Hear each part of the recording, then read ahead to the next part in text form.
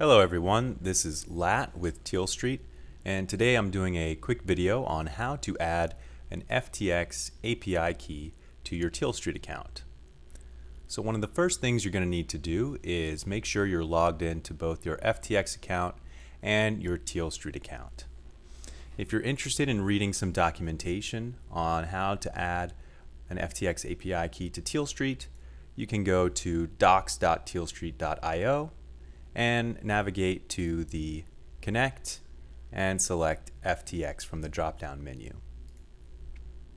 So once you have your FTX account open, you're going to want to navigate down to API.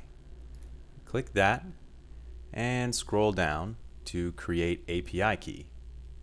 We're going to click this and you're going to be prompted with a new API key where you have the key and the secret. Be sure to never share this information with anyone.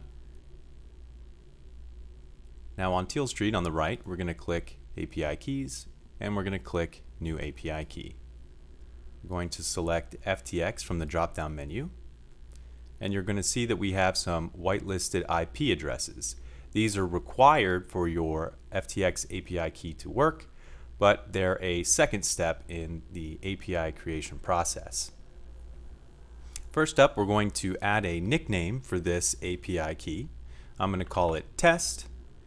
It's helpful to choose a nickname that is associated with the account that you're using, so that if you have multiple accounts or sub-accounts, you can ensure that you know the difference between them when you're trading on Tealstreet. The encryption password is the next step. I'm going to choose something simple.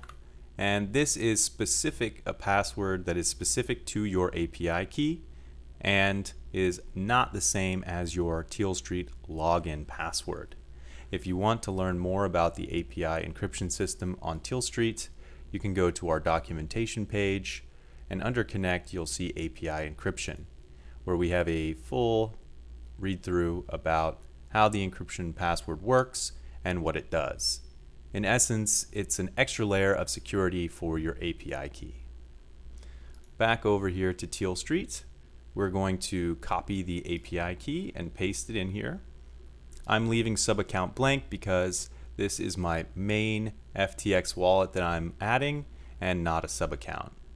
Second, let's add the API secret and we're going to paste it in here, and we can click Close on FTX.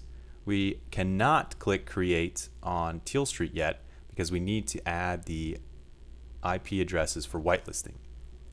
So under your API keys under FTX, let's find the one I just added, which is here, and it says Trading.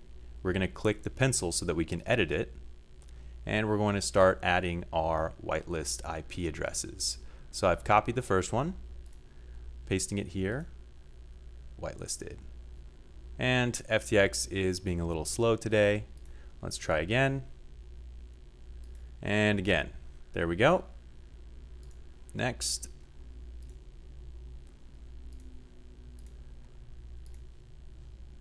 Third and the last one.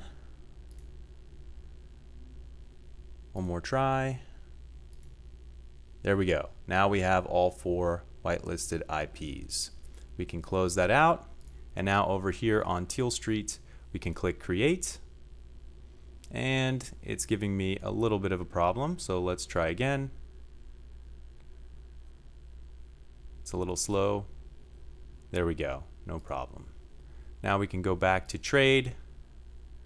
We're going to select FTX from the API key dropdown. And you can see here, Test, that's the nickname I gave to the API key. It prompts us to type in the API encryption password, and there we go. I've typed it in. We're good to go. And you can see down here that I've got 1 penny or 1 cent in my wallet. This is just a testing account. But if you see your margin showing up, that means that you've successfully linked your API key with Tealstreet. Again, make sure to never share your encryption password with anyone.